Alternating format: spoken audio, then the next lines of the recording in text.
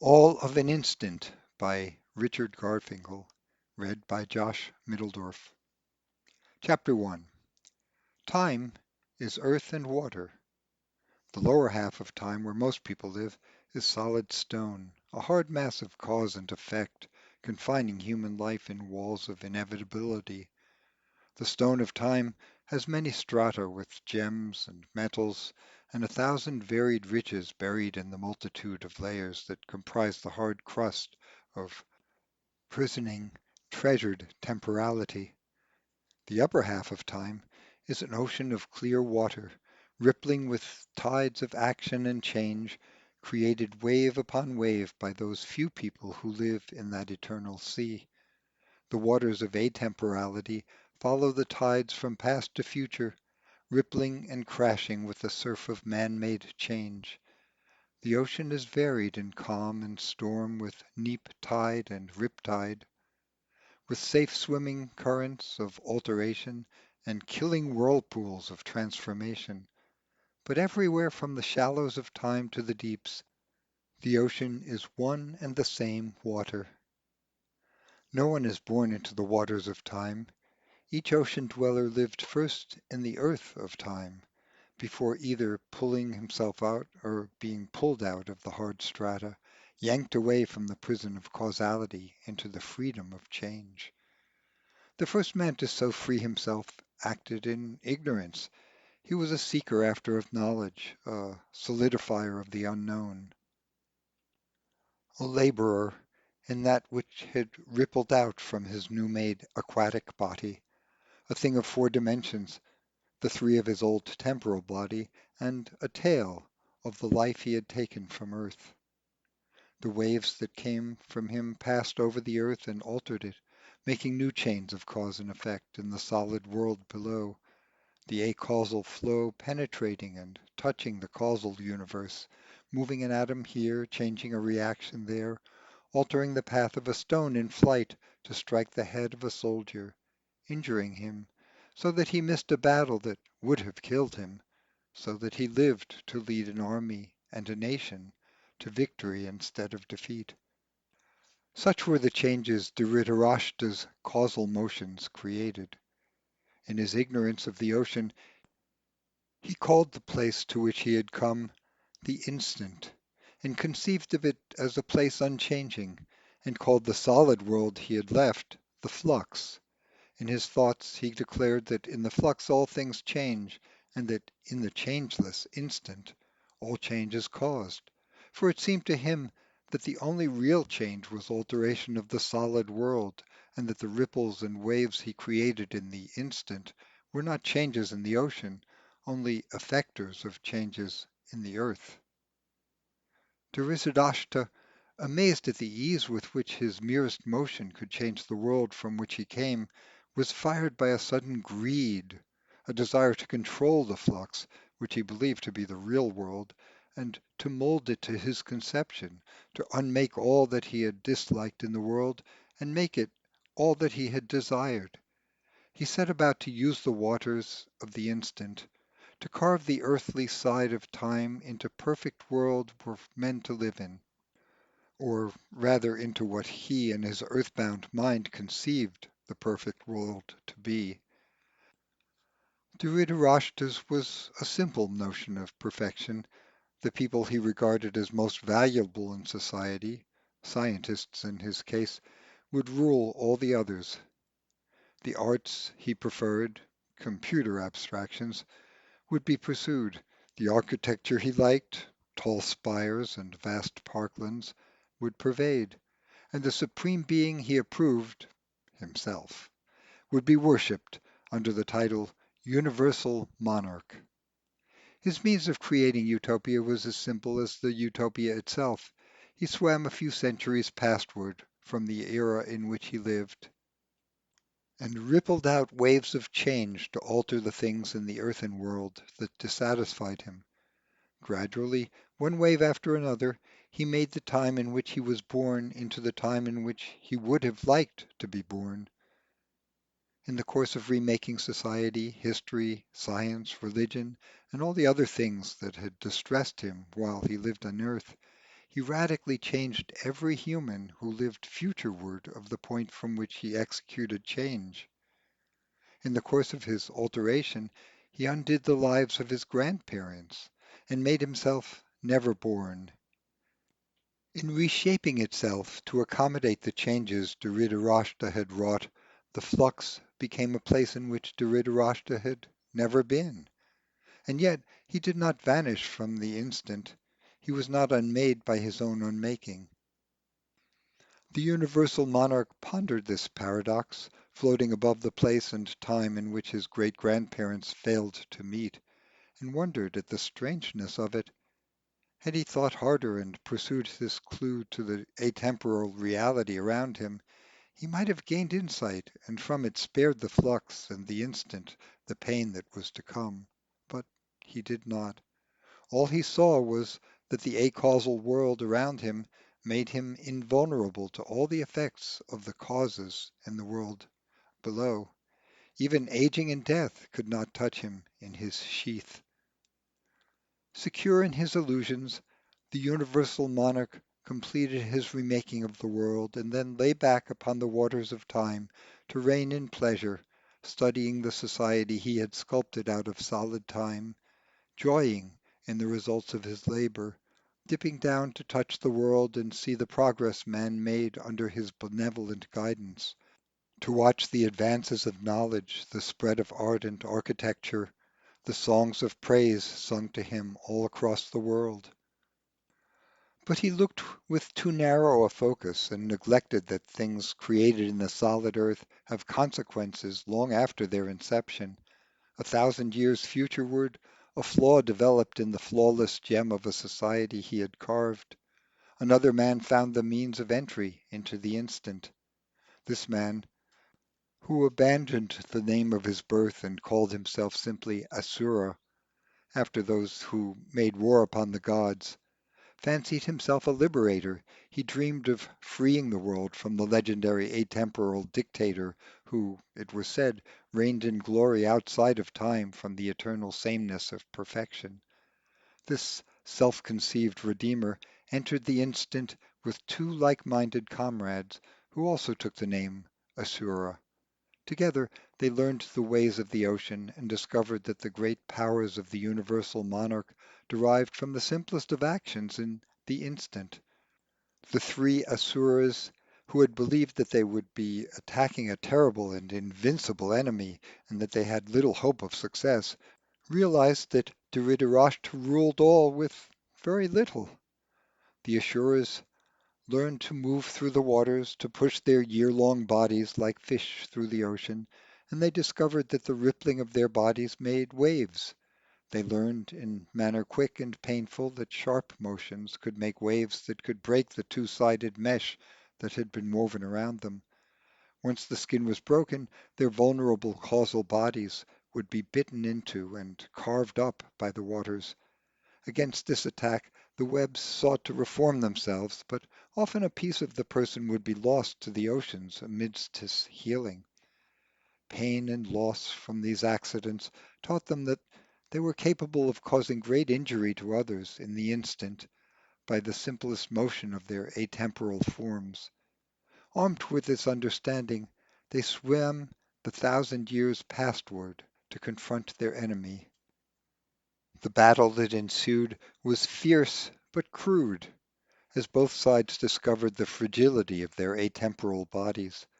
Lasting out their year-long tales, the former master of the instant and his assailants raised savage cutting waters that tore each other's bodies into fragments. Each piece of their lives was quickly resealed in the webbing that permitted them to survive in the first place. But of the many pieces of each life, only one was alive and could act. In each of the atemporal beings, consciousness was temporarily contained in a single moment that carried the illusion of progress and passage from the flux into the instant.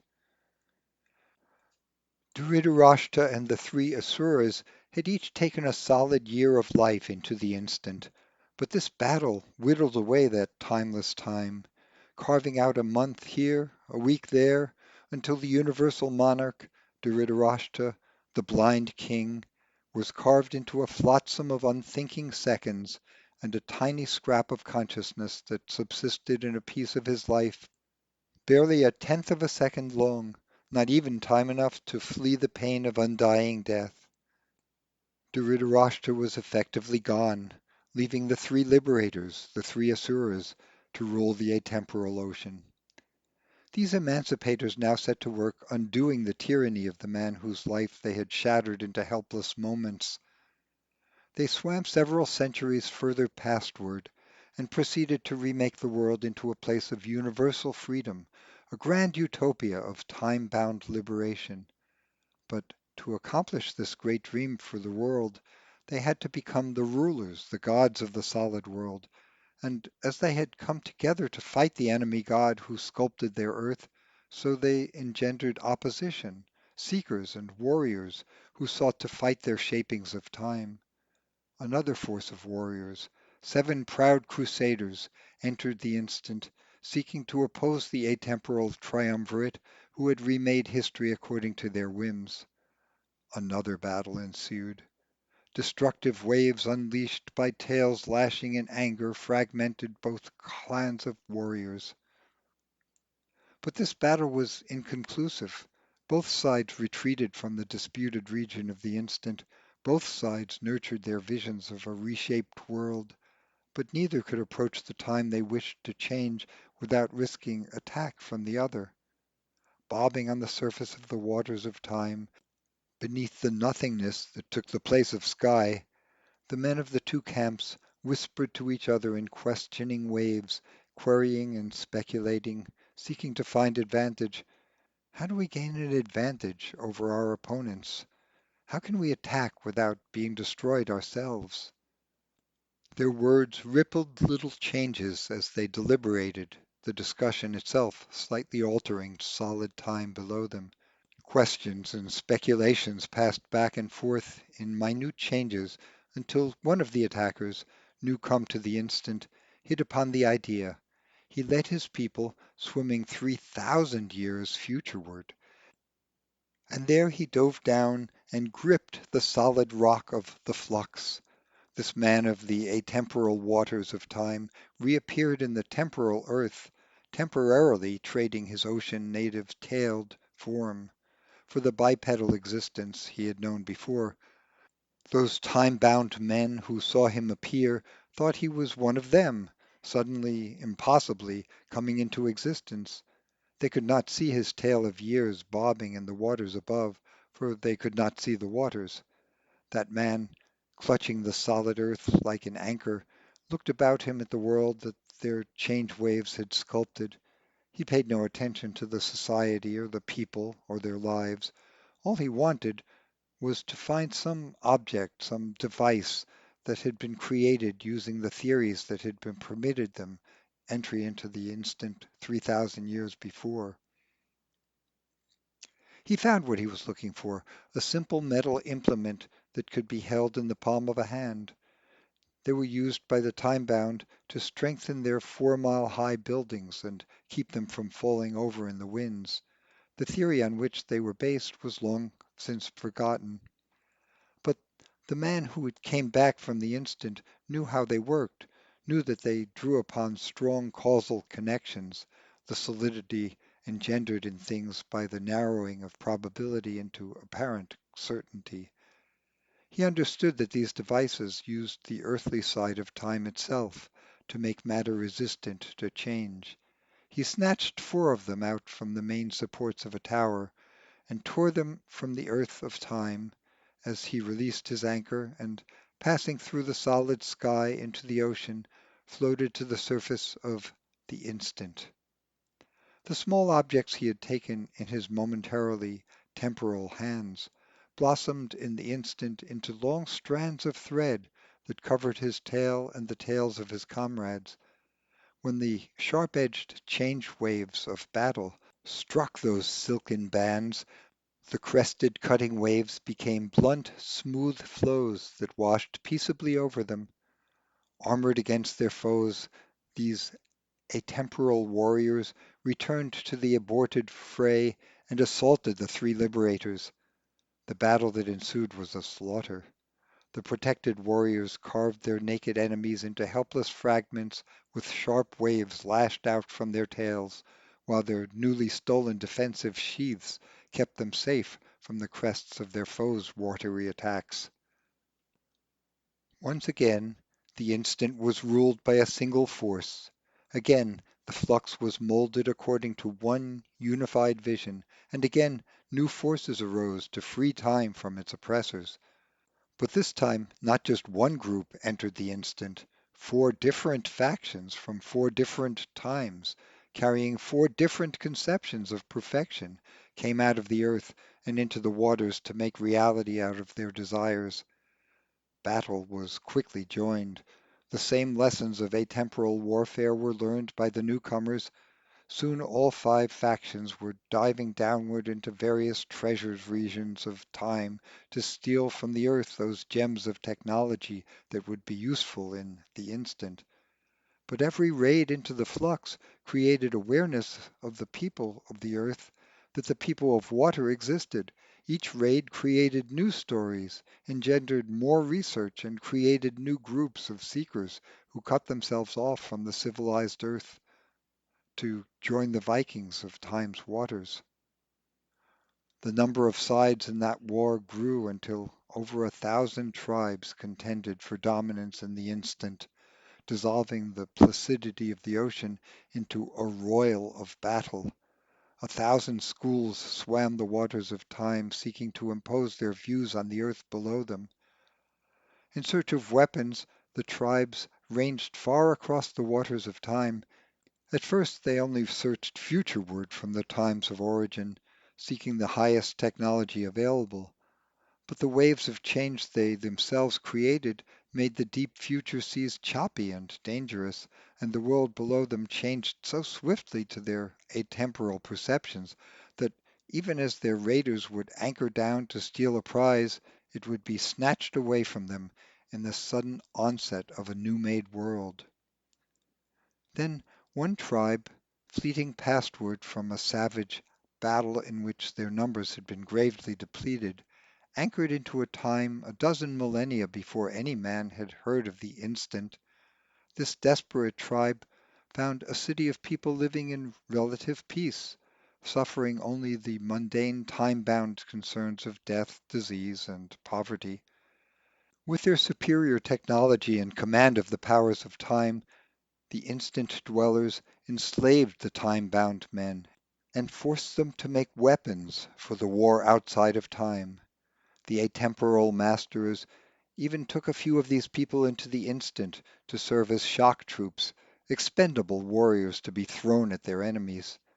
This tactic of enslavement soon spread among the tribes, so that instead of only ranging futureward in search of weapons, they also swam pastward in search of thralls to labor for them.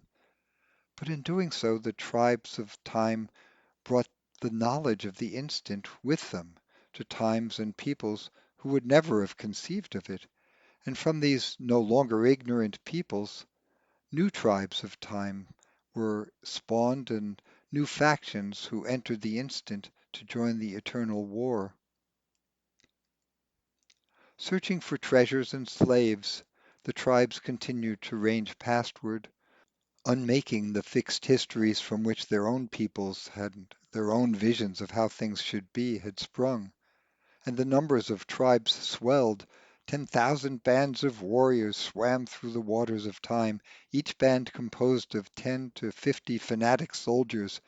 All told, 250,000 combatants contended in the instant, each soldier committed to his tribe's vision of history, and each man's stirrings and strivings roiling the waters of time and muddying the solid earth below. Back and back the warriors of the instant ranged, seeking advantage in battle, caring nothing about the wild changes their passage made in the histories of the earth, for each tribe vowed that when it had triumphed in the war, that all these sad expedients, all the suffering that they had brought upon the earthly world, would be unmade, and paradise, true history, would be carved from the gems of solid time. But even this vow-strengthened callousness had its limits. As they ranged pastward, pillaging the world for their needs and unmaking all the endeavors of the time-bound, the marauders of time reached a single place, a single people, a single event, and a single being, who they did not dare unmake, for even in their overweening confidence, they feared that there was one thing that if changed could not be changed back.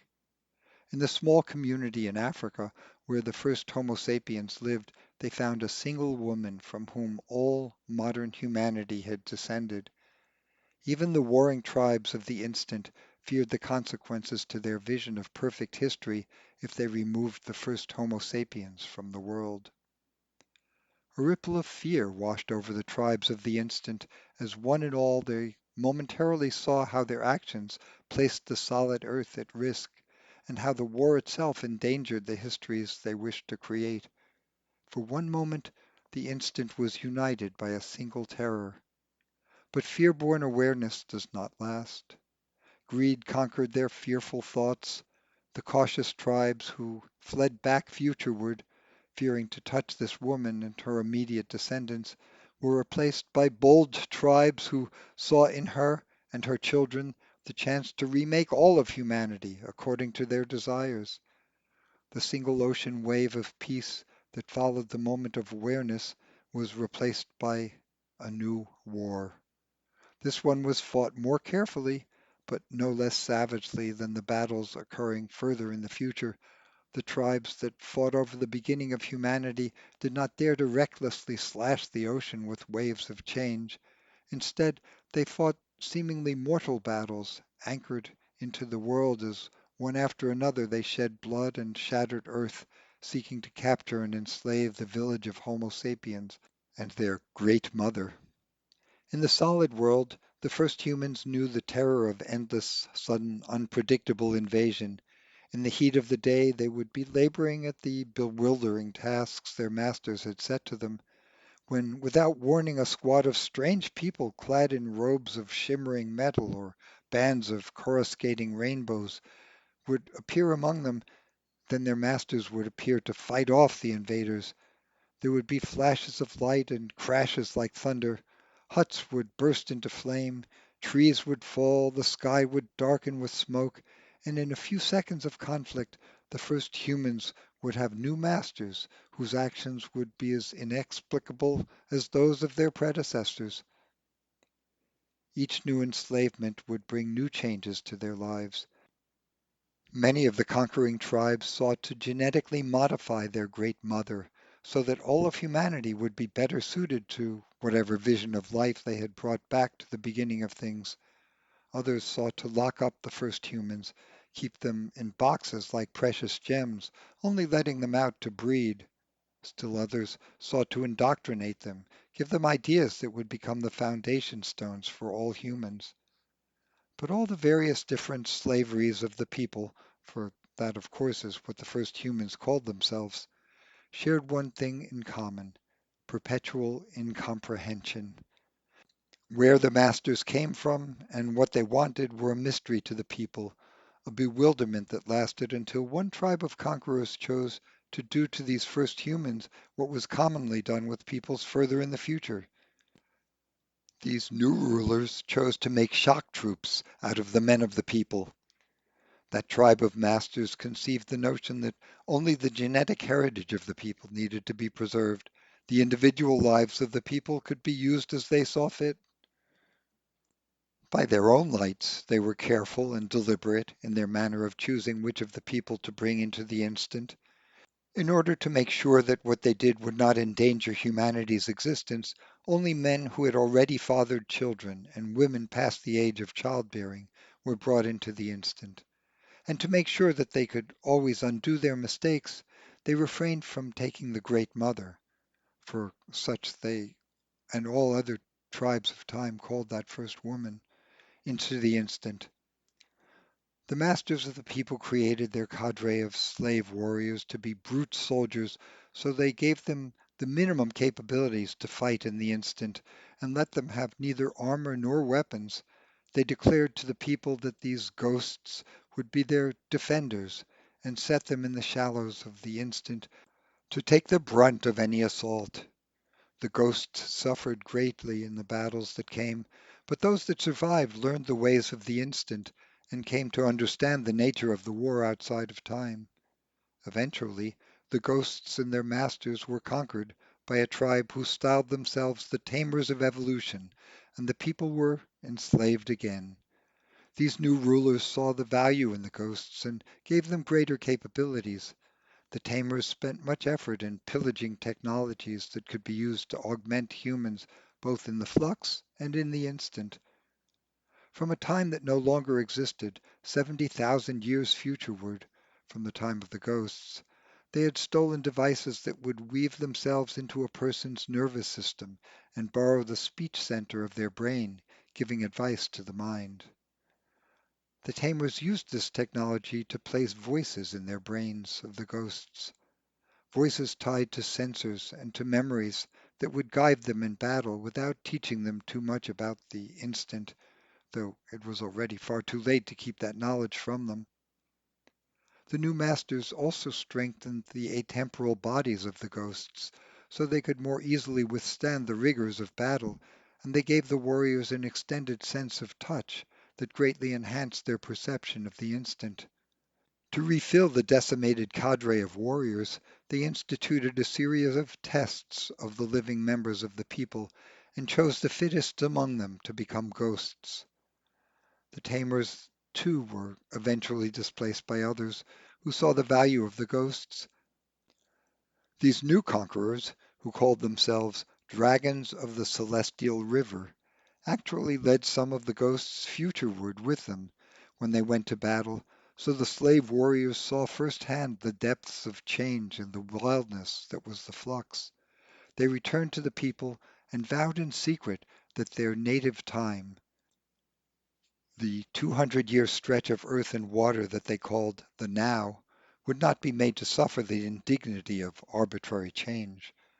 Away from the senses of their masters, they spoke these words: "We are the people. The people will not be changed. This is the now. The now will not be flux." And with this vow came rebellion against the dragons.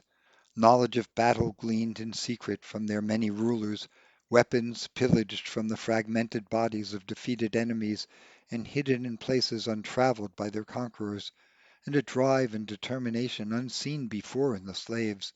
All these were revealed in a sudden rage of piercing waves and rippling tides. This single violent crest of change freed the people of the now and their guardian ghosts.